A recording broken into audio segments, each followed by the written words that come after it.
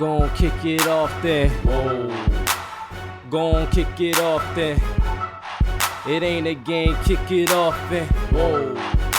So gon' kick it off then. What we talking about, it goes deep. Something to watch, even from the nosebleeds. The fans been waiting, anticipating for the whole week. Cause we making moves and breaking news, no time for cold feet. Don't confuse, you know the rules and that we play to win. You ain't prepared to take it, then I let the games begin. A man's world, but the ladies gon' be taking it. Not a trophy or an on-piece, unless we talking Lombardi. What's up?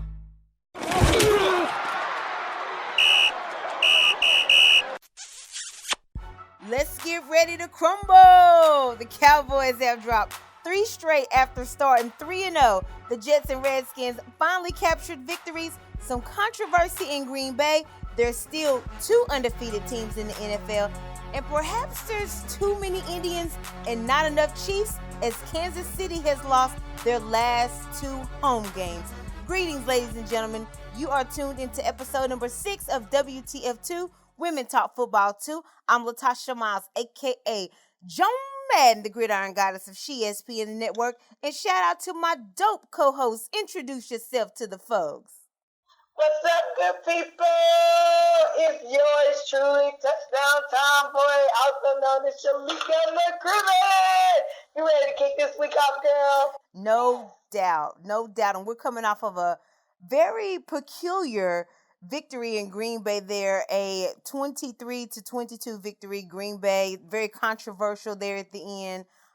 Trey Flowers involved with a couple of hands to the face penalties, some phantom calls, if you will.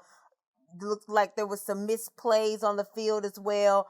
13 players on the field for Green Bay. Not necessarily saying that that's what determined the game, because Detroit blew a lot of red zone opportunities nonetheless. But Touchdown Tomboy, what are your thoughts here? Green Bay 5-1 now, but definitely referees involved with the outcome of this game. If I was to be honest, I just kind of believe that, I didn't like that call. And then the fact that the call was not reviewable, or they didn't review because they couldn't review, and it's just, that hands to the face on Trey Flowers, and they called him twice. So, for me, it's like, I just don't like when games are decided on penalties. Like, that just takes the fun out of it for me. I thought that it was an excellent game. There was some good playmaking, some good plays made during that game, and that just really took the wind out of my sail to just see how they took that game and really decided it on a penalty. Yeah, definitely. You hate for the referees to have to be the determining outcome of the game. Again, not taking anything away from the fact that Detroit did blow a lot of opportunities in the red zone, having to settle for some field goals. They could not the defense couldn't get off the field either. Like, Matt Stafford did not get a chance to get the ball back in the last few minutes of the game either. Of course, they didn't have any timeouts and stuff, and just strategically, just on the defense, Detroit didn't do enough either to kind of seal their own fate. But yeah, it definitely, you hate to see it where it boils down to the referees there. It does seem like, though, that there was some bias involved here, because Detroit didn't get those same types of calls there. And I definitely agree. Yeah, I mean, I know it was a home game and Aaron Rodgers has a Super Bowl and this, that, and the third, but still, there was definitely a lot of favoritism involved in this game. Green Bay honestly should have lost this game. Detroit did a lot of good things right.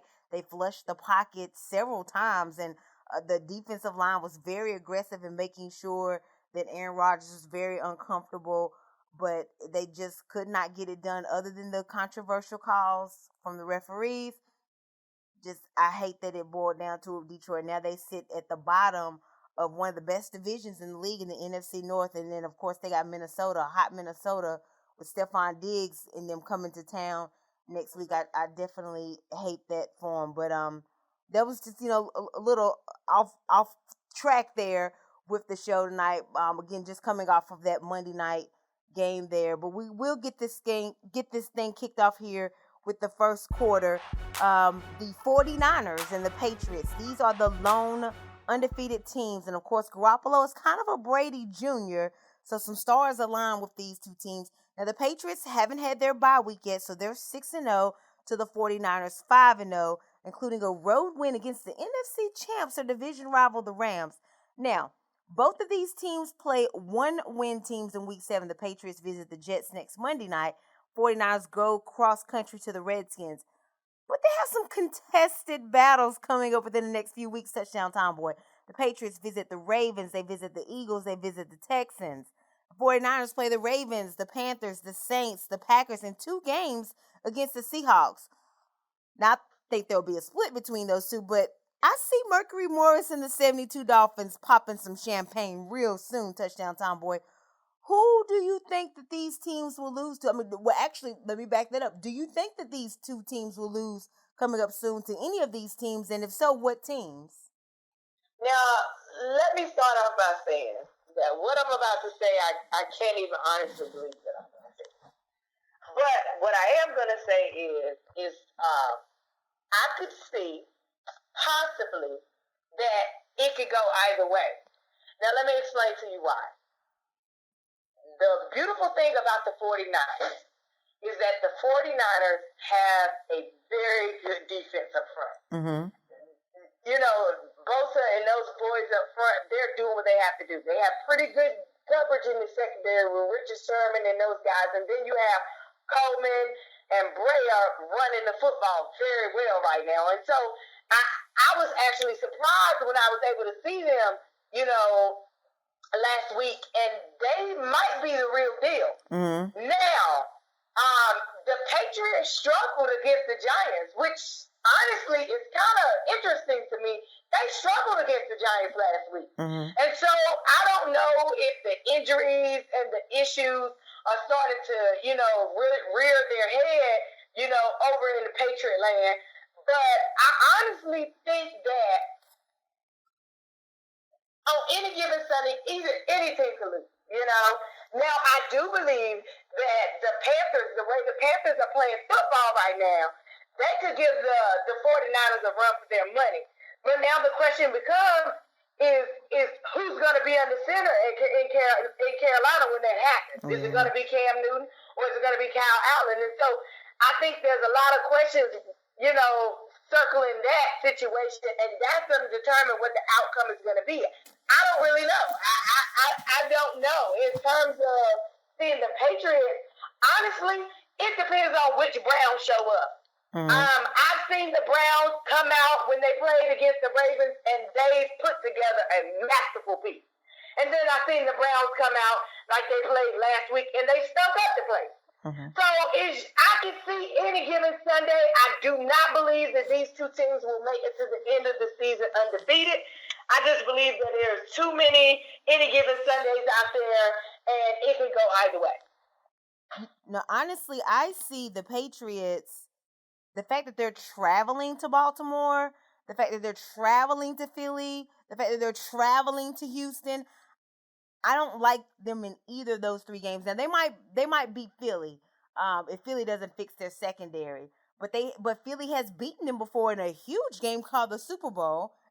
So I think Doug Peterson is going to be able to kind of play some chess moves with Bill Belichick. Because see, Bill Belichick, a lot of people have played checkers with Bill Belichick, but I felt like Doug Peterson has played chess with him as well. He's played the same game as Bill Belichick has. But again, I am concerned about the Eagles' secondary, and their best chance of improving their secondary was with Jalen Ramsey, you know, with the trade deadline coming up on October 29th. But that got rejected, so I don't know if they'll actually be able to fix that. I just don't like New England on the road in these situations, also because of the fact that the Ravens are about to play Seattle. I think the Ravens probably will lose in Seattle, and then it's kind of like, oh, okay, now we're mad, and I feel like they will rebound and beat New England at home, kind of thing. So, kind of another factor. No guarantees here, but I just kind of think that the chips may align like that with those games. And then the Texans are just on fire right now, and you got a Romeo Crennel who, guess what?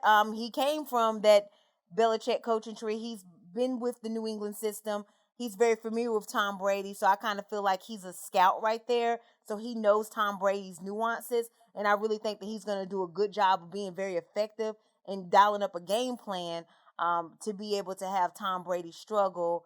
And that's another reason why I think that New England will most likely lose to the Texans as well. With the 49ers, like you said, any given Sundays on a lot of these, I'm not going to say that the 49ers have played some teams, but I really feel like the meat and potatoes part of their schedule is coming up with playing against the Ravens, with playing against the Panthers. The Panthers will be coming off of a bye week as well when they play the 49ers, so that's some additional preparation. And like you said, there may be some, we still don't know who the quarterback may be at that time, but I do like the fact that the Panthers will have another week to prepare. Hey, by the time the 49ers play the Saints, Drew Brees could be back under center. Then the Packers are 5-1 as well, and again they play the Seahawks twice. So yeah, I do not like either of these teams to be undefeated. I see multiple losses coming for both, and I really feel like Mercury Morris and the 72 Dolphins will be popping some champagne in the very near future, as early as November, with these upcoming games for these two undefeated teams. Now, going on to the second quarter, there are some not quite undefeated teams, but they're still out there making some noise as well. They're overachieving, and they're making some things interesting. And Touchdown Tomboy, who are your teams that are currently flying under the radar? I got 6 teams. Okay. I think are currently flying under the radar, and I'm gonna give you their names. I was really surprised. Actually, let me take that back. I wasn't really surprised because I knew they had the capabilities, but I didn't think that they would respond the way that they did after Andrew Luck retired, and that's the Colts. I am really impressed with how the Colts are playing, even though their star quarterback retired. I am really impressed with them. I am impressed with the Seahawks flying under center. Let me tell you something. Russell Wilson out there doing everything he can do. You know what I mean? Right. He is out there balling. And the Seahawks they are just flying under the radar. And no, they may not have the Legion of Boom. And no, they may not do it like they're used to doing it. But when I told you at the beginning of the season, the Seahawks, they consistently find ways to win. And that's what Pete Carroll and those boys are doing. And so, of course, they're on my radar. And I must say, the last couple of weeks, the Texans have looked very, very good. I don't know what happened, but Deshaun Watson is playing lights out. He has been pretty much all season, with the exception of a couple of games. But, I mean, he is out there making it happen. Of course, if all it took for the Vikings to get on course was to call Kirk Cousins out, they should have did that week 1. I mean, Kirk Cousins out there throwing bombs, you know? He out there making it happen. And I don't know what's going on in Pantherland, but let's just say the Panthers are winning right now. I don't know what's happening. Honestly, I do know what's happening. That defense has found some life. Everything has ran through that defense. That defense has found some life. Nobody can even stop Christian McCaffrey. I don't know what's going on over there. And, of course, I got to give the Saints something. We didn't think that the Saints would be this good without Drew Brees under center. But Teddy Bridgewater is holding it down.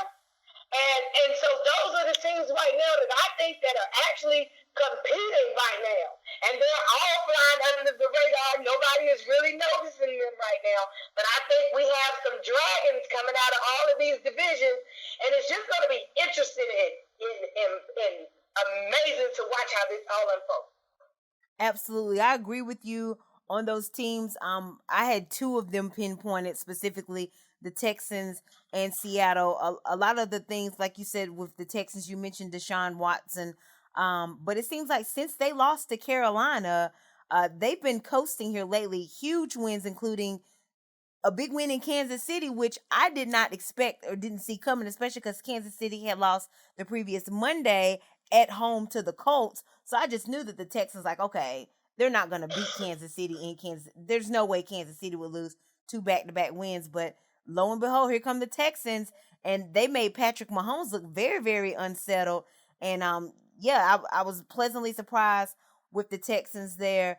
Might want to keep the camera out of your boy's face, though, dropping them F-bombs. Your running back there that scored might want to keep the cameras out of his face there after he scores touchdowns though. But then other than that, yeah, the Seattle Seahawks as well, like you said, just I think part of the reason why Seattle is flying so much under the radar is because they're in the NFC West, the division that the NFC champs reside, and also where the undefeated 49ers reside. So they kind of aren't really getting the recognition that they deserve at this moment. Again, like you said, also they don't have the Legion of Boom, but they're quietly and sneakily flying under the radar, and I expect to have some more big moves, some more big wins coming from Seattle as we continue to go throughout the rest of the season.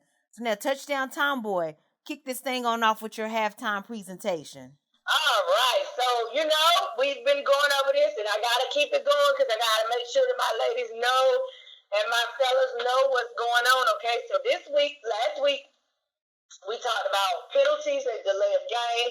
And so this week I'm going to follow it up with just another common occurrence of a penalty that usually happens. And so I thought, what should I talk about this week? And I thought about maybe doing some trivia stuff.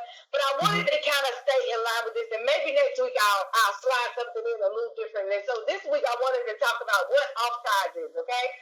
So basically, offsides is a penalty that happens when you cross the line of scrimmage ahead or before the ball is snapped.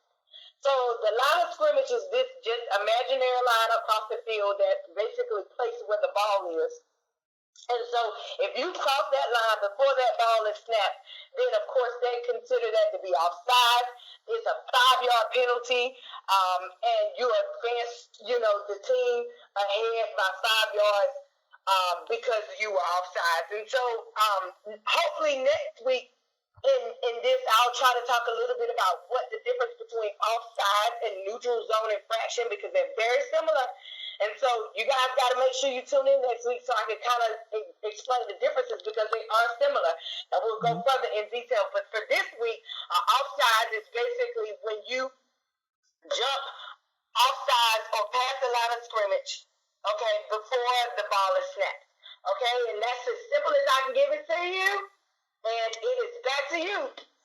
No doubt. Before the break, we discussed the overachieving teams. Before the halftime break, that is, and before you gave us that breakdown there with the offsides, we discussed the overachieving teams. On the flip side, we definitely have some who have been a huge disappointment this season as well. They definitely would love to hit the control alt delete on the season. So who are the most underachieving teams for you so far this season, Touchdown Tomboy? I referred to one of these teams earlier a couple weeks ago, and they still are doing pretty bad.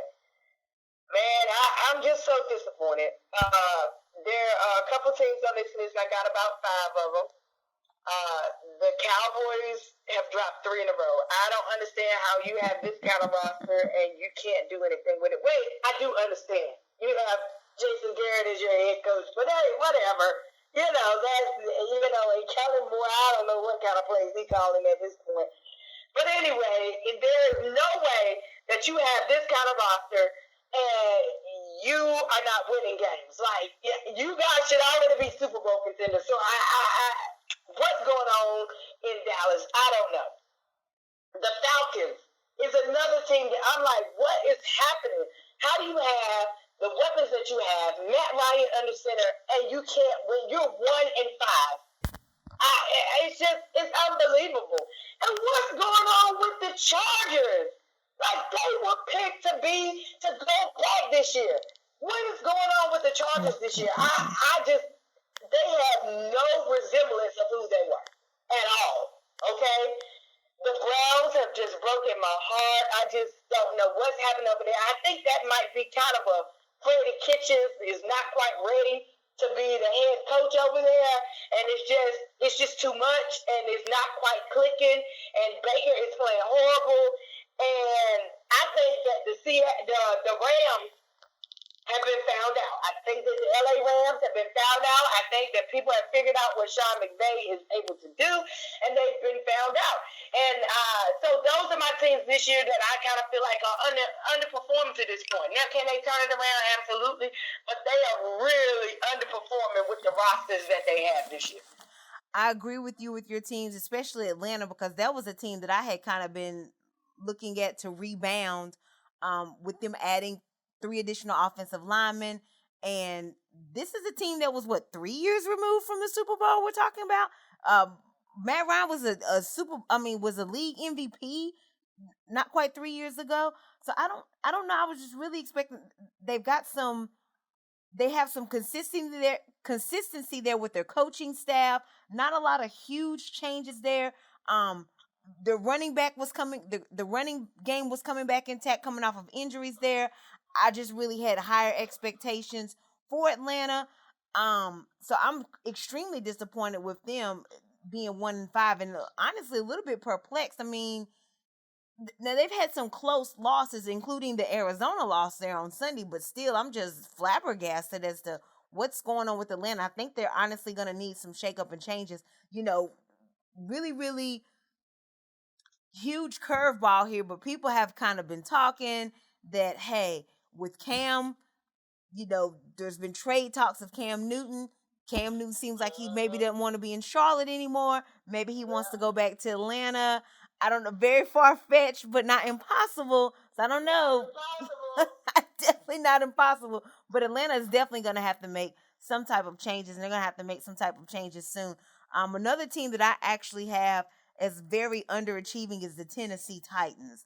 This is a team that, week 1, they had this huge statement game. They went into Cleveland, popped that balloon of all the razzle-dazzle and all the off-season glitz and glamour of Baker Mayfield and Odell Beckham with Cleveland. And they showed off week 1. Delaney Walker was very vocal about, hey, the Denny Green line, you want to crown them, then crown their beeps. And then they blew that up. And it kind of seemed like, oh, okay, well, Tennessee might make a little bit of noise there. And then they went flat, including Marcus Mariota being benched Sunday's game. So for Ryan Tannehill, out of all places, and so it's just kind of like, and then this is a Denver team he got benched against a Denver team who had previously been losing 8 straight from last season, and now they're on this 2-game winning streak. But I was just like, really? You were struggling like that against this Denver team, getting benched? Delaney Walker's been kind of MIA on the back of a milk carton since. So, and then this is a division that it's always wide open. Like, this is not a division where, like, New England has a chokehold on the AFC East constantly.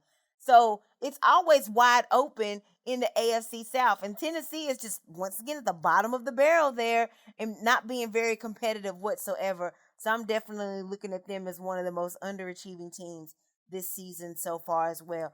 Now, in the fourth quarter here, Week 7 coming up, huge games here for Week 7, including the Eagles and Cowboys next Sunday night, prime time, competing for first place in the NFC East. Dallas, even though they've lost 3 straight, they have a slight advantage, and even though both teams have the same record, Doug Peterson has been very confident going into this game. You also have the Chiefs and the Broncos kicking off Week 7. Another divisional match. Of course, the Chiefs have lost 2 straight. The Broncos have won 2 straight. So these two teams going in opposite directions here. And again, Denver, with this 2-game winning streak, snapping a previous 8-game losing streak dating back from last season. So lots of other big games here on slate. Minnesota, Detroit, another huge division game. Detroit, of course, looking to bounce back from that Monday night heartbreaker, controversial calls there against Green Bay. You got Baltimore traveling to Seattle. Bye weeks you got this week are Cleveland, Pittsburgh, Carolina, and Tampa. So you won't see those 4 teams play. But out of the other teams that are playing touchdown time, boy, what are you looking at for Week 7? Man, the Bears and the Saints are playing. That ought to be a spectacular game. Mm-hmm. You've already alluded to the Vikings and the Lions, the Ravens and the Hawks, and the Texans and the Colts are playing. That ought to be a pretty good game. And of course, you can't forget about, it's always a struggle in the NFC between the Cowboys and the Eagles. And I just want to watch that game for fun. So, to see who can play worse. Now, in fairness to Carson Wentz is a little hopper right now because, he just doesn't have what he needs to do his job efficiently. I mean, Alshon Jeffries just crazy. Like, they won't get any separation yesterday. I don't know what's going on yesterday. When does Deshaun Jackson come back? Because he has no downfield threat right now. And so he's just out there scrambling, like, with no ability to do anything because nobody's helping him at all. And then, that defense is suspect in the secondary. And so, poor Carson Wentz. Now, I just don't know what's going on because they paid a lot of money in Dallas for a lot of those guys. And that defense is not show. I ain't heard nothing. They got, Smith out there now and Sean Lee and them boys. I ain't heard nothing out of that defense all year. Right. And they supposed to be it, right? Right. So it's like, what's going on with the Cowboys? I mean, it's what's happening on the offensive side of the ball, happening on the defensive side of the ball. Like, I'm a little confused about that. So it's just going to be interesting to see how that's going to play out. And then you paid Ezekiel Elliott all this money, and although he did rush for over 100 yards, it's like that offense is stalled. Right. So is it Dak? Is it Zeke? I mean, is it Amari? What's the problem? You went out and you got Randall Cobb to run opposite of Amari Cooper. And yeah, Amari left the game, but it's like with a quad injury. But come on, like where's the other guys at? So what's really happening here?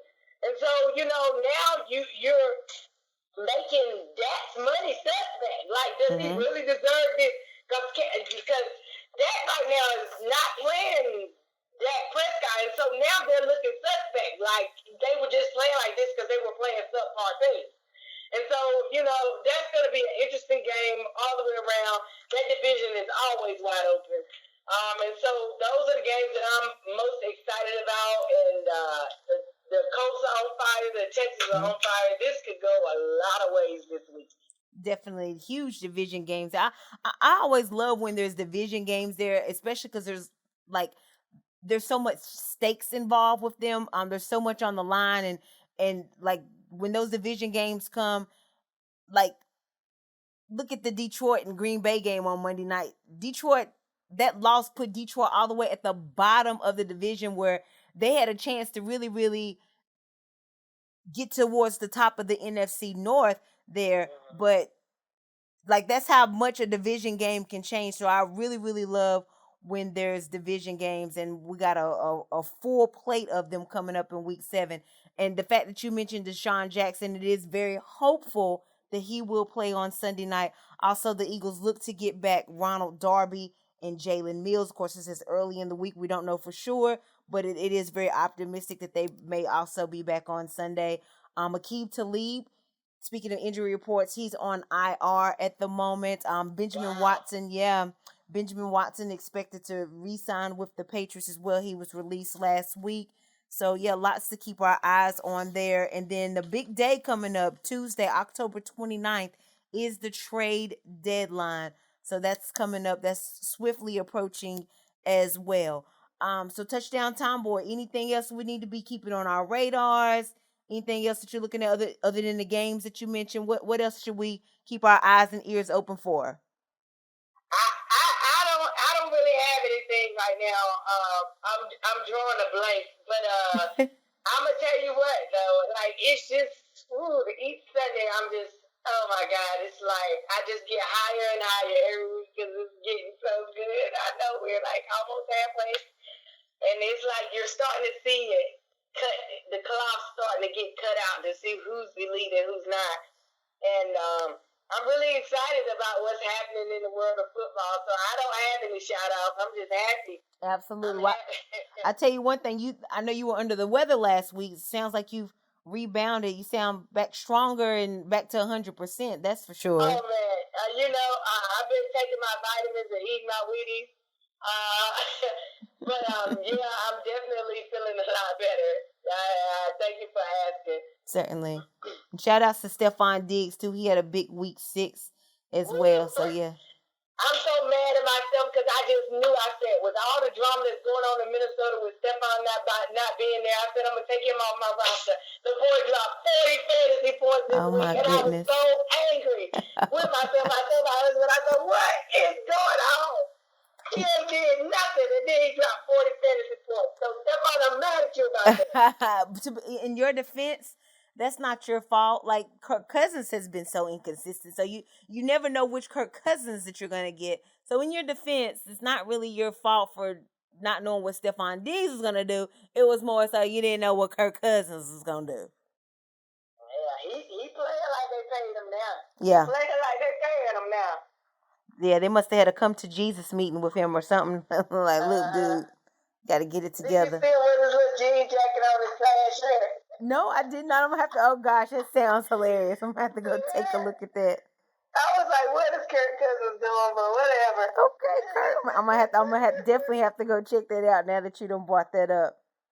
That's what he been talking to Cam Newton with this man. Oh, snap.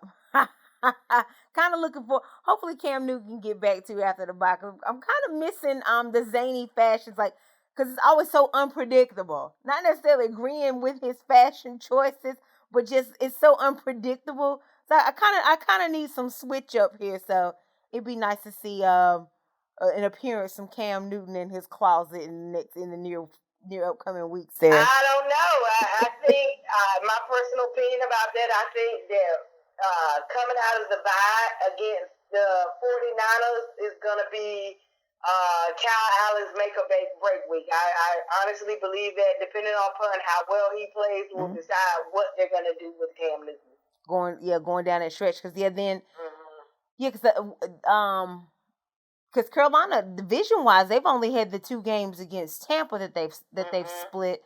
So they haven't played Atlanta yet at all, and they haven't played New Orleans yet at all. So yeah, so I think that game is going to be based upon, and Kyle Allen is looking good. And don't get me wrong, I think he played pretty decent against Houston. He did have 3 points in that game. But it's going to be interesting to see how he does against the 49ers because the 49ers are a lot faster. They're a lot quicker, on the snap. And Nick Bosa and them boys, it's going to be interesting to see what happens. And so if he can maintain, then, I don't know what's going to happen in Carolina. Let me put it like that. Right. Well, what's going to also be interesting, too, what may help bail Kyle Allen out is Carolina's defense has also been doing well, too. So, it might just be a battle of the line of scrimmage, like whose defensive line does better in this game as well. So if Carolina's defense can also outplay the 49ers offense, then that may help take some pressure off of Kyle Allen as well. Yeah. But I mean, it's going to have to get to a point that if in Carolina, they're really considering making a QB change, they're going to have to be able to see that Kyle Allen can be more than a game manager. He can be a playmaker too. And so I'm not quite convinced that he's that person yet. And I think these upcoming games will kind of decide if he's just a manager that can run good plays based upon what North tells him, or can he actually be a playmaker? Yeah. And so that's going to be interesting to see. Definitely. We'll definitely keep our eyes and ears open with that. Of course, there won't be much Carolina talk this week with them being on the bye. But we look forward to seeing maybe if the 49ers are still undefeated too. So there'll be a lot of talk to see maybe if Carolina will be the team to put the blemish on their record as we go into the next coming weeks. So that's going to do it for this episode of WTF Too, Women Talk Football 2, as we conclude week 6. This is your girl, Latasha Miles, a.k.a. Joe Madden, the Gridiron Goddess, ESPN the Network. My dope, knowledgeable, talented, lovely co-host, Shalika McCrimmon, a.k.a. the Touchdown Tomboy as well. We are out. We thank you guys so much for tuning in. Make sure you follow us on our social media sites, and we will check you guys next week.